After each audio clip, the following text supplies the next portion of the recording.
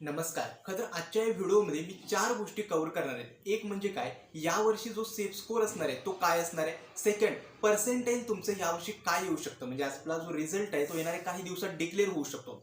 Third गोष्ट cover करणार आहे ती म्हणजे काय, रिझल्टची एक्सपेक्टेड डेट काय आहे. सीईटी सेलने ते 19 जून दिलेली आहे, परंतु त्यापूर्वी रिझल्ट डिक्लेअर होऊ शकतो का. आणि चौथा आणि सगळ्यात इम्पॉर्टंट गोष्ट आहे की प्रोव्हिजनल ॲडमिशन्स जी चालू आहेत सध्या, त्याबद्दल तुम्हाला थोडक्यात गोष्टी सांगणं खूप गरजेचं आहे. त्यामुळे आजचा जो व्हिडिओ आहे ना तो एंडिंगपर्यंत नक्की बघा. चॅनलला लाईक करा, शेअर करा आणि सबस्क्राईब करा.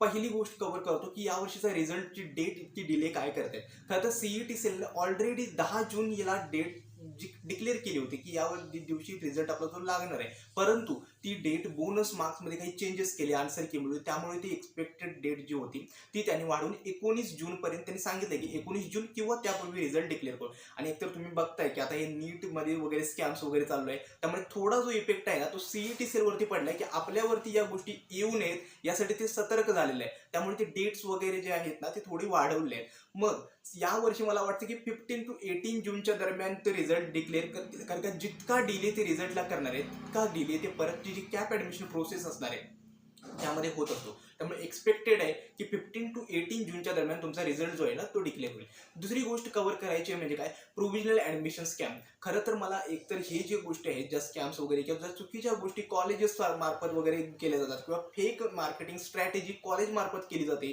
जे मॅनेजमेंट कोटामध्ये वगैरे स्कॅम्स वगैरे केले जातात, प्रत्येक व्हिडिओमध्ये सांगितलं जातं. हे का सांगतो मी, जेणेकरून जेवढ्या रिस्पॉन्स आता मला माहिती आहे, मी मोस्ट ऑफ द पेरेंट्सशी इंटरॅक्ट करतो. पेरेंट्स वगैरे कॉल्स करतात की आम्हाला या अमुक कॉलेजमध्ये इतकं डोनेशन भरून आम्हाला इतकं कॉलेज मिळतंय, ते वर्थ आहे की नाही. किंवा दुसरी एक क्वेरी विचारली जाते की इथं प्रोव्हिजनल ॲडमिशन मिळतंय, ते या गोष्टी आम्हाला देतो असं बोलतायत, या इतक्या कमी पर्सेंटेज किंवा आमचा स्कोर इतका आहे, याच्यावरती चांगली ब्रँच पण देतो मध्ये, पुढे जाऊन याचा इफेक्ट होणार आहे की नाही. या गोष्टी सगळ्या मला पेरेंट्सकडूनच कळतात. 2 दिवसापूर्वी सुद्धा एका पेरेंट्सचा कॉल आला होता. त्यांना एका कॉलेजचं, कोणत्याही कॉलेजचं नाव मी डिक्लेअर करणार नाही किंवा टार्गेट सुद्धा करायचं नाही, कॉलेजने त्यांना ऑफर काय केली की यावर्षी तुम्ही आमच्याकडे इलेक्ट्रिकल ब्रँचला ॲडमिशन घ्या. आम्ही तुम्हाला काय करू, यावर्षी आत्ता म्हणजे तुमचा स्कोर कमी आहे तर म्हणजे त्यांचा स्कोर पण कमीच होता, अप्रॉक्सिमेट 70च्या आसपास होता. कॉलेज चांगलं होतं, टायर 2 मधलं कॉलेज आहे पुण्यामधलं.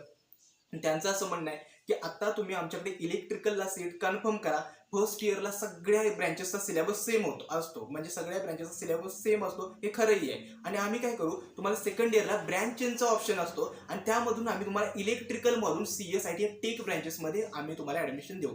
ज्यावेळी या पेरेंट्सचा मला कॉल आला त्यावेळी त्यांनी विचारलं की असं सीट ते ऑफर करतायत, आम्ही ॲडमिशन कन्फर्म करू का, कारण का त्यांच्या स्कोरवरती जरी त्या कॉलेजमध्ये CSIT भेटणं डिफिकल्ट आहे. मग ॲटलिस्ट इलेक्ट्रिकल घेऊन पुढच्या वर्षी जर टेक ब्रँचेसला जर मिळत असेल तर घ्यायला काय हरकत नाही. खरं तर तुम्हाला सगळ्या पेरेंट्सला आणि जे माझा हा व्हिडिओ बघतायत सगळ्यांना सांगायचंय की या गोष्टीपासून थोडं सावध राहा. जी सेकंड इयरमध्ये ब्रँच चेंजचा ऑप्शन असतो ना, पॉसिबिलिटी खूप कमी असते, खूप म्हणजे खूप. विचार करा, जर एखाद्या ब्रँचमध्ये, आता ब्रँच चेंज कधी होऊ शकते, जर त्या ब्रँचमध्ये व्हॅकन्सी असेल, उदाहरणार्थ CSIT या ब्रँचमध्ये व्हॅकन्सी असेल तर तुमची ब्रँच चेंज होऊ शकते. ठीक आहे, पहिली गोष्ट त्या ब्रँचमध्ये व्हॅकन्सी हवी. दुसरी गोष्ट, तुमचा जो CGPA आहे तो सगळ्या कॉलेजमध्ये जो तुमच्या इयरच्या बॅचमध्ये सगळ्यात जास्त असला पाहिजे. ठीक आहे, त्यामुळे ही जी पॉसिबिलिटी आहे ना की ब्रँच चेंज सेकंड इयरमध्ये करू, ही म्हणजे शून्य म्हणू शकता.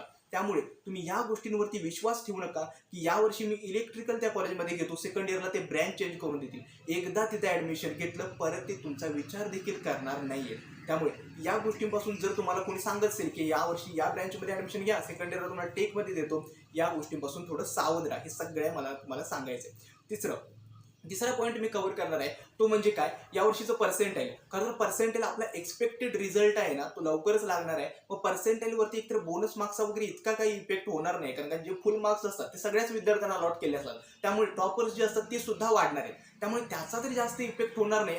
चेंज इन आन्सर कीचा मात्र इफेक्ट होऊ शकतो. एक म्हणजे काय, सगळ्या पॅरेंट्सचा जीव म्हणजे काळजीत आहेत की तुमचं पर्सेंटाईल काय येणार आहे, कारण का यावर्षीची जी सिच्युएशन आहे ना खूप वेगळी होती. कारण मी स्वतः बघितले, गेल्या 3 वर्षांपासून या CETचे कट ऑफ्स असतील, त्यांची काउन्सिलिंग प्रोसेस असतील, CETचे कॉलेजेस असतील, यांना खूप जवळून ऑब्झर्व केले. एक गोष्ट म्हणजे काय, यावर्षी डिफिकल्टी लेवल नक्कीच वाढलेली आहे. ज्यावेळी मी स्टुडंट करून डेटा कलेक्ट केला होता, अप्रॉक्सिमेटली 60 to 100च्या दरम्यान जे स्कोर होते ना ते खूप जास्त होते. म्हणजेच काय, जो सॅच्युरेशन पॉईंट आहे तो या दोन स्कोरच्या दरम्यान आहे. मग तुम्ही समजू शकता की यावर्षी पर्सेंटाईल सुद्धा नक्की सगळ्या विद्यार्थ्यांचं चांगलं येणार आहे. तर अप्रॉक्सिमेट अजूनही आठवतंय, गेल्या वर्षी 72 मार्क्सवरती विद्यार्थिनीला 87 पर्सेंटाईल मिळालं होतं. हे मला चांगलंच आठवतंय. त्यामुळे यावर्षी सुद्धा ही गोष्टी होऊ शकतात. खरं तर होतं असं, जर तुमच्या शिफ्ट खरंच डिफिकल्ट असेल, त्या शिफ्टमध्ये टॉपर्स जर कमी असतील ना, कमी मार्क्सवर चांगलं पर्सेंटाईल मिळणार आहे. त्यामुळे मी तरी सगळ्या विद्यार्थ्यांसाठी प्रार्थना करतोय की सगळ्यांचं पर्सेंटाईल बेस्टच येणार आहे. त्यामुळे ती काळजी करू नका. तुम्ही फक्त दोन गोष्टी आता रेडी ठेवा. एक म्हणजे काय, तुम्ही तुमचा रिसर्च ओरिएंटेड असलं पाहिजे. म्हणजेच काय, कुणावरही ब्लाइंडली विश्वास न ठेवता तुम्ही स्वतः गोष्टी एक्सप्लोर करा ना. कोणती कॉलेजेस मिळू शकतात, सीईटी सेलचे मागच्या वर्षी जे कट ऑफ आहेत ते अनालाइज करा की कट ऑफ कसे व्हॅरी होत आहेत, कॉलेजेसचे सीएस आयटी मध्ये तुमच्या रेंजला कोणती कॉलेजेस मिळू शकतात, तुमचे डॉक्युमेंट्स आहेत ती व्यवस्थित रेडी ठेवा. तर ते हा होता थर्ड पॉईंट की तुमचं पर्सेंटाईल काय असणार आहे. आता चौथा जो पॉईंट असणार आहे तो सेफ स्कोर. सेफ स्कोरवर येण्याआधी तुम्हाला एक सांगायचं आहे, खरं तर आमची जी पर्सनल काउन्सिलिंग बॅच आहे त्यांचे रजिस्ट्रेशन चालू आहे. ज्या विद्यार्थ्यांना आमच्याकडे पर्सनल काउन्सिलिंगमध्ये इनरोल करायचं आहे, डिस्क्रिप्शन बॉक्समध्ये लिंक देतोय, नक्की जॉईन व्हा. खरं तर पर्सनल काउन्सिलिंगबद्दल मी तुम्हाला थोडक्या प्रत्येक व्हिडिओमध्ये सांगत असतो. का सांगत असतो, कारण का बघाल ना, आजूबाजूला या पर्सनल काउन्सिलिंगच्या नावाखाली फक्त तुम्हाला एक कॉमन कॉलेजची लिस्ट आहे, ती सगळ्या विद्यार्थ्यांना चिकटवून दिली जाते. तुम्ही विचार करा, तर मॅक्सिमम विद्यार्थ्यांना काय हवंय, तर मला पुण्यामध्ये सीएसआयटी हवंय. अप्रॉक्सिमेटली 10 पैकी 7 विद्यार्थी तरी तेच बोलतील. मग एकच लिस्ट आहे ती सगळ्या विद्यार्थ्यांना दिली जाते, असं नाहीये. खरं तर तुम्हाला फक्त कॉलेज लिस्ट देणं म्हणजे काउन्सिलिंग नाही आहे. जोपर्यंत तुमचं ऍडमिशन कन्फर्म होत नाही तोपर्यंत तुमचे सगळे डाऊट्स क्लिअर करणं, कोणत्याही स्टेपला तुम्हाला जर अडकळत असाल तर तिथून तुम्हाला तुमचे डाऊट्स सॉल्व्ह करणं, शेवटच्या स्टेजपर्यंत स्पॉट ऍडमिशन, इन्स्टिट्यूट लेवल सीट्सपर्यंत गाईड करणं, ही असते काउन्सिलिंग. त्यामुळे आता मी प्रत्येक व्हिडिओमध्ये सांगत असतो की आमच्या काउन्सिलिंगमध्ये तुम्हाला एक म्हणजे काय, तुम्हाला फुल डाऊट्स सपोर्ट मिळतो. तुम्ही कॉल्सवर, व्हॉट्सअपवर आमच्याशी डायरेक्टली कनेक्ट करू शकता. कोणत्याही स्टेपला काही डाऊट असेल तर तुम्ही डायरेक्टली पर्सनली माझ्याशी बोलू शकता की तुमचे जे डाऊट्स आहेत ते क्लिअर करू शकता.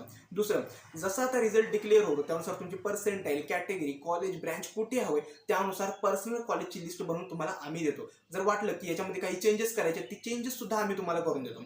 थर्ड असतं ते म्हणजे काय, आता जसे सीईटीच्या स्टेजेस स्टार्ट होतात, कॅप रजिस्ट्रेशन आहे, ऑप्शन फॉर्म फिलिंग आहे, डॉक्युमेंट व्हेरिफिकेशन आहे, त्यानुसार सगळ्या विद्यार्थ्यांचे आम्ही लाईव्ह सेशन्स घेतो आणि तुम्हाला गाईड केले जातं की फॉर्म वगैरे कसा भरायचा आहे, मिस्टेक्स वगैरे कशा करायचे. शेवटच्या 2 स्टेजेस काय असतात, एक असते स्पॉट आणि इन्स्टिट्यूट लेवल सीट्स, कोणत्या कॉलेजमध्ये स्पॉट ॲडमिशन अटेंड करायचं, इन्स्टिट्यूट लेवल सीट्सला अपेअर करायचं आहे. आणि शेवटचं असतं first year admission.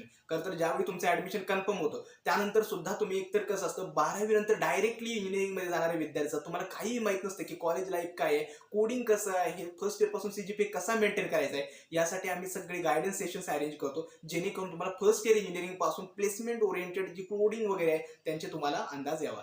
I hope तुम्हाला काउन्सिलिंगबद्दल थोडक्यात मी समजवलं असेल. ज्या विद्यार्थ्यांना पर्सनल काउन्सिलिंगमध्ये जॉईन करायचं आहे, डिस्क्रिप्शन बॉक्समध्ये लिंक देतो, नक्की जॉईन करा. आता येतो शेवटचा टॉपिक म्हणजे सेफ स्कोर. सेफ स्कोर म्हणजे काय, सेफ स्कोर म्हणजे काय, असा स्कोर ज्याच्यावरती जर तुमचे मार्क्स असेल तर तुम्हाला एका चांगल्या कॉलेजमध्ये त्यामध्ये ॲडमिशन मिळू शकतं. आता महाराष्ट्रामध्ये जर बघाल ना, अप्रॉक्सिमेटली 3 टायरची कॉलेजेस आहेत. टायर 1 मध्ये आपली जी COEP येतं, VJT येतं, PICT येतं, SPIT येतं, वालचंद येतं, त्याच्यासोबत DY पाटील लाकुर्डी कॅम्पस आहे, सोबत PCCOE कॉलेज आहे, DJ सांगवे, थाडोमल, ही जी आहे टियर 1ची कॉलेज आहे. अप्रॉक्सिमेटली या कॉलेजेसमध्ये जर तुम्हाला ॲडमिशन हवं असेल तर यावर्षी काय असणार आहे सेफ स्कोर, अप्रॉक्सिमेटली 120+ जो असणार आहे तो यावर्षी सेफ स्कोर असणार आहे. टियर 2ची जी कॉलेजेस आहेत, उदाहरणार्थ PS मॉडर्न आहे, सिंहगड आहे, मराठवाडा मित्रमंडळ कॉलेज ऑफ इंजिनिअरिंग कर्वेनगर आहे, त्याच्यानंतर ठाकूर कॉलेजेस आहेत, ही जी आहे टियर 2ची कॉलेजेस आहेत. मग या कॉलेजेसमध्ये जर अप्रॉक्सिमेटली ॲडमिशन हवं असेल तर तुमचा जो सेफ स्कोर असणार आहे तो 90 to 120च्या दरम्यान जर तुमचा स्कोर असेल ना तर या कॉलेजमध्ये ॲडमिशन मिळू शकतात. आणि टियर 3 साठी बिलो 90 जर स्कोर असेल तर टियर 3ची कॉलेज मिळू शकतात. मग सेफ स्कोर म्हणजेच काय, तर त्या कॉलेज तुमच्या स्कोरनुसार एका चांगल्या कॉलेजमध्ये ॲडमिशन मिळू शकतं. खरं तर या वर्षीचा सेफ स्कोर सांगणं खूप डिफिकल्ट आहे, कारण का यावर्षी शिफ्ट जर बघाल ना, मॅक्सिमम शिफ्ट्स होत्या त्या मॉडरेट टू डिफिकल्ट रेंजमधल्या होत्या. काही ज्या शिफ्ट्स होत्या त्याच फक्त मॉडरेट दिसत होत्या. त्यामुळे यावर्षी सेफ स्कोर जर तुम्हाला टियर 1 कॉलेजमध्ये हा ॲडमिशन हवा असेल तर तुमचा 120+ असणार आहे, आणि टियर 2 साठी 90 to 120 असणार आहे, आणि टियर 3 साठी बिलो 90 असणार आहे. आय होप तुम्हाला आजचा हा व्हिडिओ समजला असेल. काळजी करू नका, सगळ्या विद्यार्थ्यांचं पर्सेंटाईल बेस्टच येणार आहे. फक्त 1-2 गोष्टी सांगायच्या आहेत. पर्सेंटाईल जे आले ते ॲक्सेप्ट करून तुम्ही तुमचा प्लॅन बी रेडी ठेवा. प्रत्येक विद्यार्थ्याला मी सांगत असतो, भलेही एखाद्या वेळी होऊ शकतं की पर्सेंटाईल तुमचं मनासारखं येणार नाही, त्यावेळी तुमचा प्लॅन बी रेडी असला पाहिजे. प्लॅन बी म्हणजे काय, एका कॉलेजमध्ये समजा CSचा अट्टहास धरण्याऐवजी त्याच कॉलेजमध्ये तुम्ही CS विथ स्पेशलायझेशन किंवा ENTC पर्यंत कॉम्प्रोमाइज करणं गरजेचं आहे. त्यामुळे प्रत्येक विद्यार्थ्यांनी इतकंच करा की त्यांच्या ब्रँच आणि कॉलेज संदर्भात प्लॅन बी रेडी ठेवा. बाय चान्स एखाद्या वेळेस प्रत्येक वेळी सगळ्या गोष्टी तुमच्या मनासारख्या घडतील असं नाही आहे. एकाच कॉलेजमध्ये तुम्हाला CS मिळतंय, IT मिळतंय, मग त्याच्यापेक्षा टॉप कॉलेजमध्ये ते मिळेल की नाही याची शाश्वती नाही आहे. त्यामुळे प्रत्येक विद्यार्थ्यांनी इतकंच करायचंय की अप्रॉक्सिमेटली अजून करून ठेवा की वर्स्ट केसमध्ये जर आपलं पर्सेंटाईल इतकं आलं तर माझी ही ब्रँच घेण्याची सुद्धा तयारी आहे. आय होप तुम्हाला आजचा हा व्हिडिओ समजला असेल. आजचा हा व्हिडिओ कसा वाटला हे देखील मला कमेंट सेक्शनमध्ये कळवा. आजचा हा व्हिडिओ मी येथेच थांबवतो.